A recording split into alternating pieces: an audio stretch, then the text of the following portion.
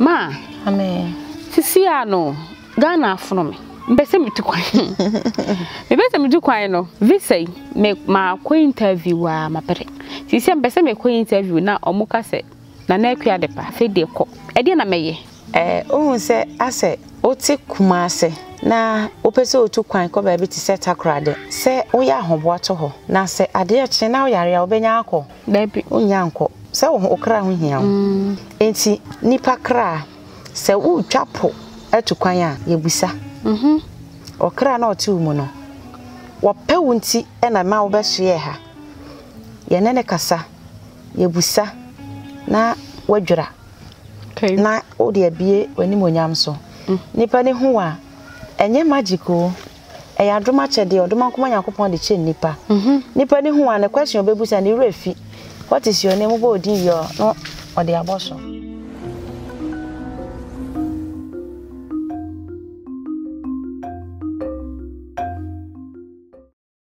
Misama makwa babie mu.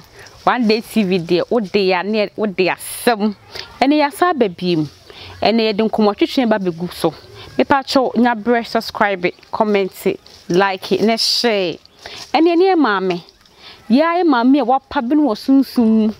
Wapa bi no hunhum. One ne ba betwetwe nkomo. Me kan hu nipa kro because mo hia ne pen. Ya e maame nature servants ne ne ba bedi nkomo. Ntime pa cho mon ka me ho.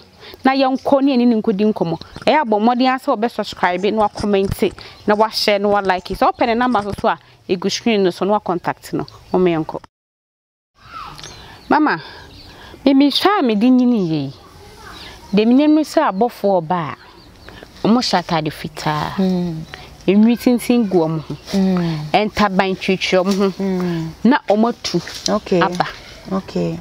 What you say? And I miss out and say, Mutia and cophobia. Almost some knife if you much. Almost south social much. Or muy in Tintia.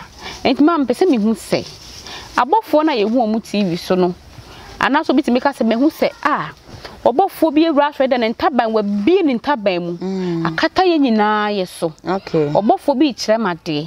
Or both for to make my queen one poppy so. Mama, no can say. Because I me tie Bible no fa baby I was me di janim frama na ye mabofo intini no emfra janim frama no eno na antaban ni nyina ye janim me tie ase Meda se obakia ye di kan ya kire se bofo ye wo bofo pa o want taban se de ye describe your no but se ye ka so mo ya aborofo no na mbese mbusa se hwan ne ko hu ye ha mo nya kokko tu obofo bi a me hu ni obofo bi a ye kokko nti hu bofo no ye tuntum de a o ye be ye bonsam bofo enye no kore de ensi ama me ka se enye no kore ni nyina ne se odoma nko Yakopon na nkasa no wanfa dote anwene bofo ena wanfa asase so ade bi anwene bofo wodi tu me okay to me ena ode nwene abofo nti ebi yeja ebi ye mframa in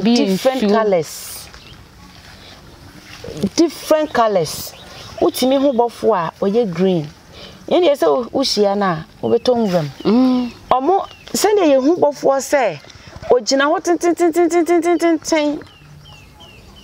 ne ntaba etwi fom ebi de ye nson ode mienu akata nanim eye nokre okay why but they are not in human form okay ne se ntabane do mo na omo nye ni omo su enye nipa because nyame de dote na nwene nipa wode mframa na nwene womo wode gya na nwene womo nti omo ni form as nipa wow men kana bro for saying omo shape no untimi describe it ampa ye wo bofo bi a untimi nhwe nanim wani besai ene ye wo bofo bi a omo ye friendly what you say omo se hu na wakoma muti a omo benben obi ka se wo bofo na ne bofo na baha ne ntaban so bofo wura wasonda mu a wasonda na bebubu what you say aha obofo ba ko ka se wo ba kure mu a kure nyina be dwiragu because we say what the abofo 9 nations asase ano enti na kire asase square na enye circle. Okay. What you say? Was say trogungu no me dem pe Bible quote na mo abeka say quotation wo he ko bisa osofo onyankopon say what the abofo ahodenfo 9 and na aso asase ano the 4 edges of this land e wa asase so na kire asase ye square. Okay. Enye circle yesu ni ye ban na ama asase ewiase aye circle kwa na obesi wachi.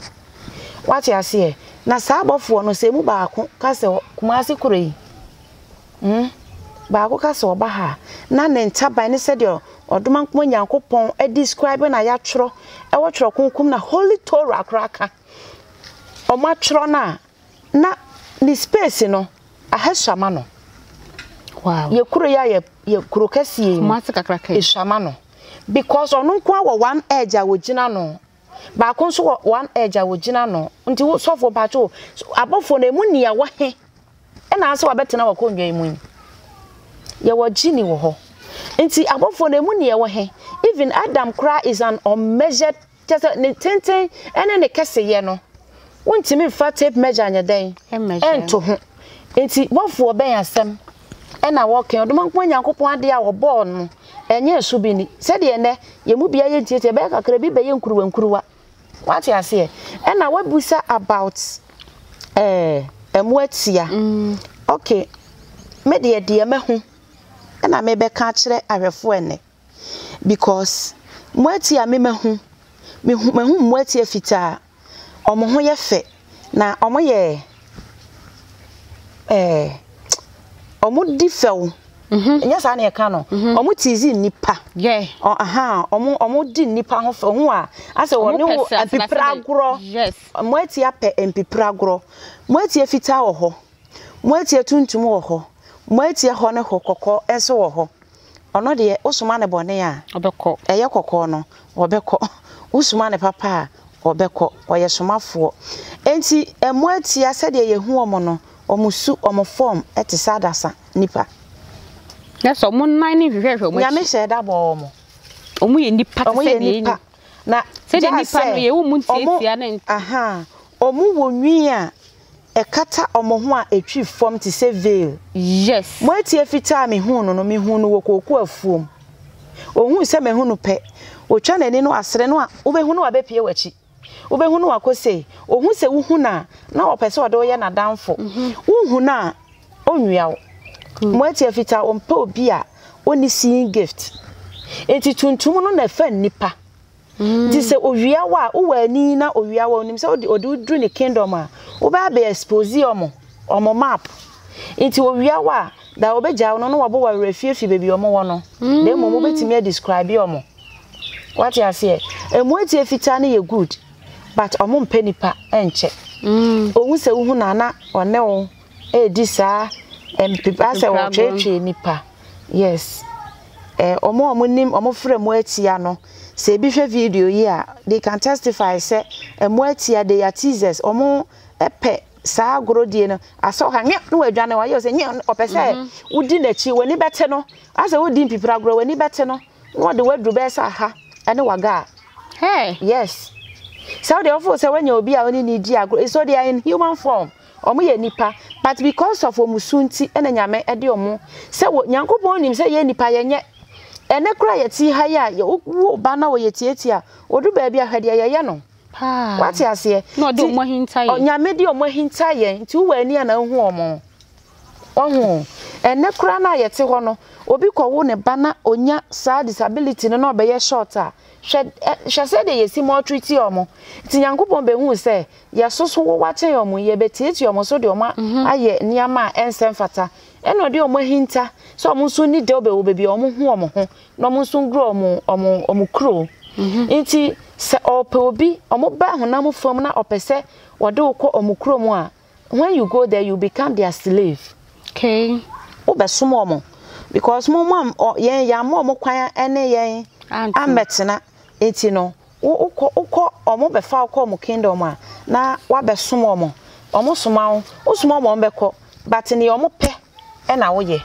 aha ti moatia ate say yesu emotia ate say yesu na the one day TV ma de wonya betena ate say dia ensem no de nim se me de bona obetwentwen ne ho ase no kwa no ansa ne tem ba cho wo hwe no bo modern ase obe like obe comment obe share na wa subscribe to your YouTube channel no e ba cho ma number suguso say de me kan no da no eya so wo bibi na be so no discuss ya obetimi a contact no o WhatsApp so ne emfa woni ba bia wo bia wo friend na jo ewie obe peke wo ko no ni edi nkomo ma amen sisi ano Ghana afono me mbese mi tukwan mbese mi tukwan no visa me ma ko interview a mapere sisi mbese me ko interview na omuka se na na akua de pa afi de ko edi na meye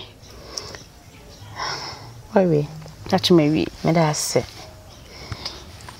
ohun se ase oti kuma se na opese otu kwan ko ba bi ti set akrade se uya ahobo ato ho wati ase na se ade a kye na uyare a obenya akọ baby unya anko se wo okra ho hia enti nipa kra se u twapo atu kwan a yebusa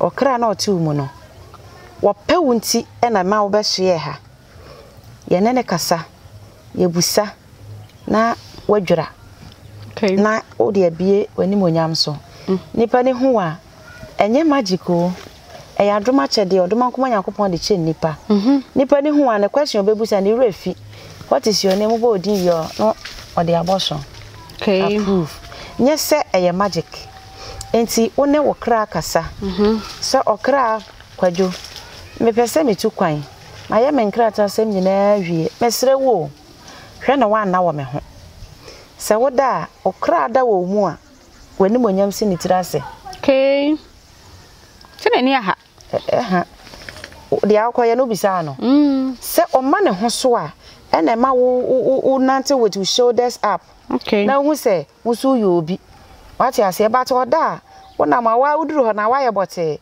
ena facial expression so e ma nipa hu se we a okwe ya hwe o ma bi o okwe won deserve enti me ka se ye ignite ye inner energy no na utimi yesa na kasa kira okra na command no se na wo pe wo koye enti onka ho a na nya wo spiritual person bi a oye jeni wa akope directions bi de ade title na fe wo kwa wa se de obesi ahwe na nim ne se de obesi present ne ho wo a kire no hu obe hu se I don't have to deny we kwa woti akro woni bibi dada obisi wa se o me koto so bia me ken wo kope adwuma na ade aye ti onu hu wo se wo yo okay na nipa bia no wo kra boto pe watade obehye kra nto so enye fem emfata wo ai wo bo make up said den ya wo kra boto pe na wani mamu a nti ye ya odan a wo look presentable nti when your inner energy awakens they obey bia ye successful wow tinese uko pevesa wo se wa na okra di nkomo no okra di nkomo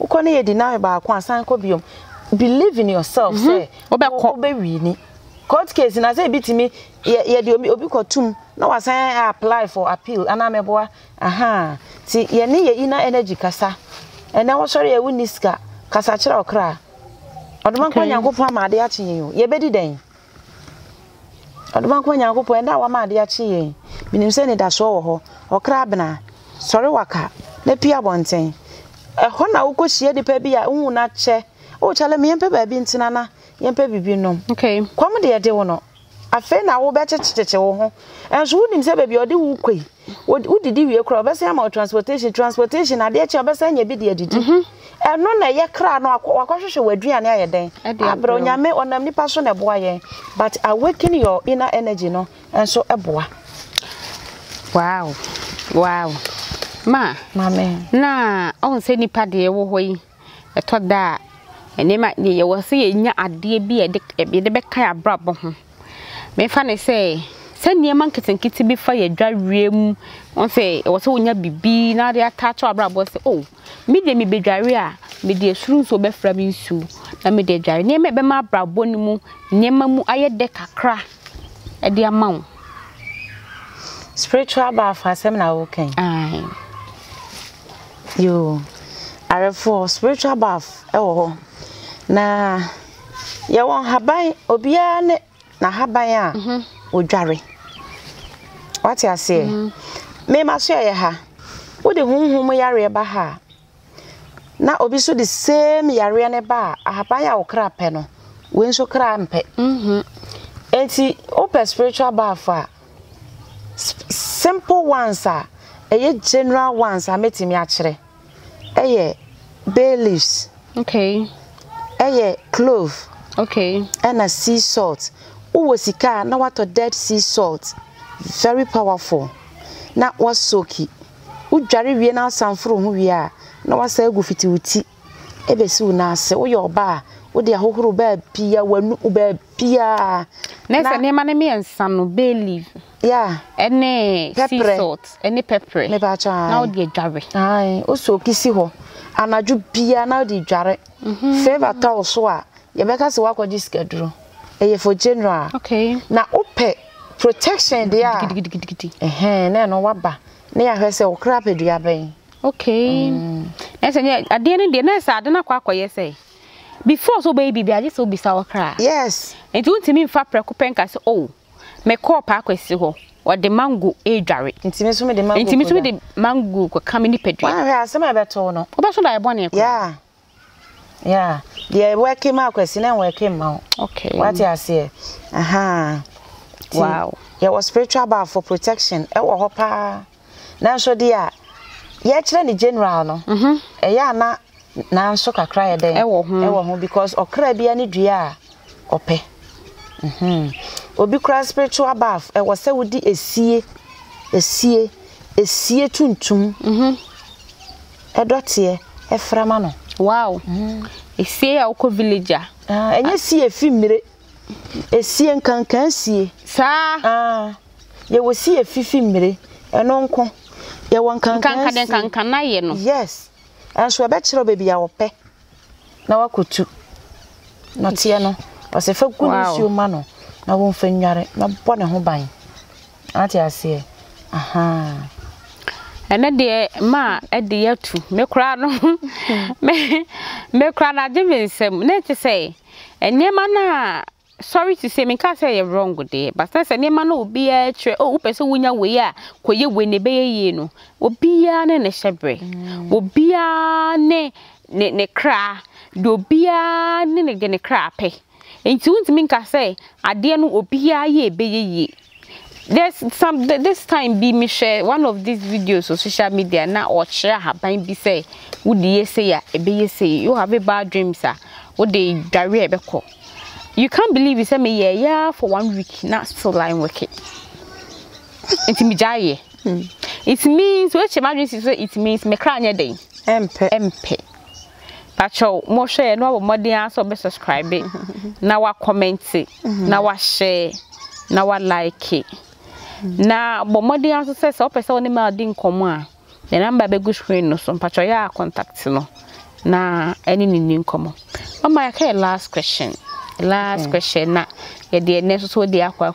Okay. Ye be san so baby mate sa twa ye be ba mate.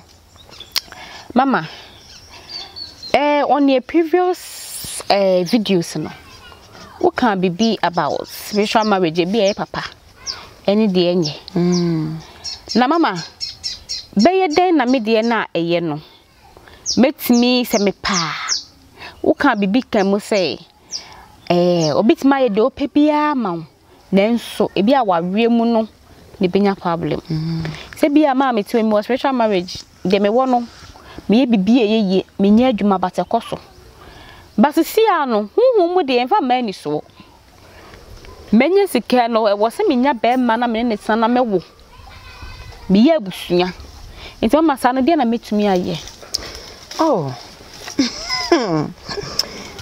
na ne kwa anya sa obisa question na mesro ya ma nwa se baby a mo somo no ye nka nkire mo na ye mo tag ye se ye sorcery no e na ye ansa ma mo na mo ye free from sa na ma no ne wo mo ne se energies no omo wo ho na so ye wo papa ene ye wo bone It is our spiritual marriage. Obi utimi hu say, oh, bray, or spiritual marriage, but or worry kingdom way a princess.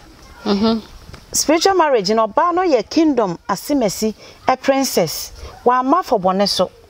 Bia ne ho ye ne fe e na wa be ware no. Bia na tare shem I attract no. Bia wona na mana ne hu hwa eto ne so. What you say? Okay, se oba attach to wo a na onkura adwenbone wo ho a. Wo ye bibia e be ye yie. Obi so wo ho be attach to wo.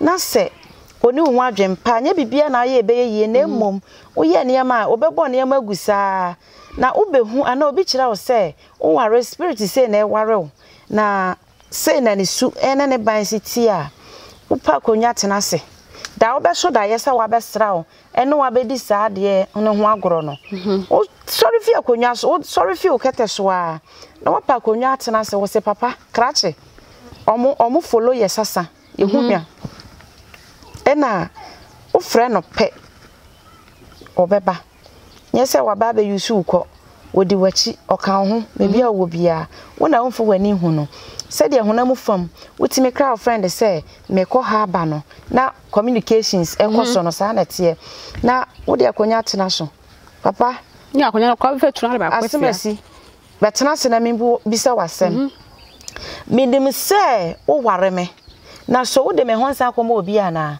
me ye bibie enye yie se wo se wo ye honhompa e na wo ware me de a e wo se wo ma menye sika e wo se wo ma de a me ye nyina kwaso from wo hu se positiveness bi e kwaso wo abrabo ni mu a ka hu se wo busa bibi na ye de ayeden ye de amount the communication must continue ni a wo mpe o ka kire na because of se wo hu ni nti ni omo ya ne se ko oboniti nko okay on because onim say wo de hu no oye den enti oni question bia ma oni answer bia ma than to say yes okay what you say enti ye wo maybe wo mai mu a ebi skin to say silver what you say ene ho nkire ne da o sika pa o shada na de wani wura mu pa na say wo pa adwuma o ye poten pa hu a hu Unhu adwuma no ni tine ne nan ne efia wosisi adwuma no unhu adwuma ne fa pem papa bia watoto cars damu yi chese unhu adwuma ne fa pem unhu na hyase fa pem all of a sudden na waye defo ema ne bio ana mi kan se ukohu ne saa ema wani mere no ubeku aduro so akwakowu ha utu na aduro anya no uko friend baby say uko say na adwuma anya no because energy bi na twe ye die eden edebra no because our time the my energy no e be out of the whole month no we 3 days be we sacrifice the my spirit no na spirit na be hia no okay uso de wa ma ye use free wo de ba honam famu a sa na tie ai so ne be matena wono oda kwa no ma wo na won kan ho hwe de bi ono be da kwa but ma ni hu say me hia pint me hia say me ye say me niam say me fees ni ade me adwuma hia ni ade wona ne kasa anye bia kro be fa mu miensa bia yeden ato ne ho so okay ati ase e na honhom bia ni ho ware oba wo ye honhom pa wo ye hia ni omo no they are rich omo de agudie papa enye ye fake niama ye egu ye hu omo de agudie papa enwura papa no mo de ebo omumu agudie papa e no mo de to omo ho enti se wo yi na agudie ketewa ba ko firi ne nsa eto the to crash wa baby abedru bia no we oba be ma bi obepe obi a successful man wo be say sika na o ma check ya o se tworo ne ya wo pe wo fo say magic a big cast spell a expiry date but when you do this simple tax wo benye sika wa abra obi ntime obi bida because sika no to me bi na de che wo na to me ne nkwahwe obi mesai adwapade ode ayeden ode ama what you say the spiritual marriage dey ye wo papa ene ye wo bonne one day TV de bia no me ka chem say ye no ye nkonko interview wo bia oba bebu kwase a oba be post ka di ana oba be ka asema onim ye before say be ko bi na say ye ni ne kwakodi nkomo no na ye nim di otumi ye na ye nim di eni ehu ene yasonso ate If trouble more days, so be subscribe to the YouTube channel no. No wa like and wa comment na wa share. Na video na wa share yen so to ensure na sa practice.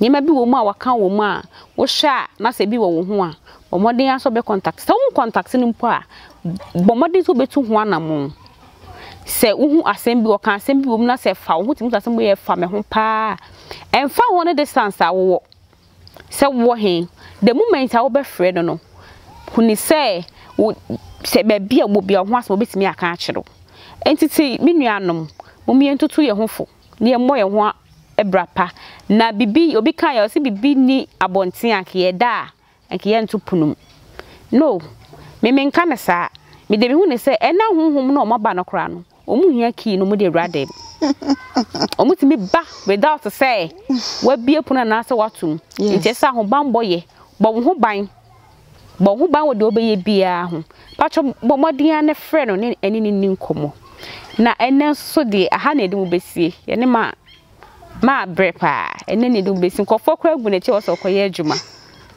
enti no se ka bibi wo mu na se wani nje ho a bomodin aso be comment e be reply na ehu se ne e be ya afa ho de wani je wo ho so no ma ye hu ne da se na e be fa se ne ma betena se ma de nya an bi ai ye be fa ne ma ba betena se da se ne e be hia me da se arefo me da mo nyina se eye mo ankasa na ene mo ma nature servant aye nature servant me say mo subscribe to sa YouTube channel we en fa so die pi beba mu amamo na me din eye Mrs. Sarah Bawakankam me masuye Kumase ewo atonsu adeja koforidua ewo koforidua asikesu ena techima biye ewo new crop techima aha me telephone number eye 0244 71 85 59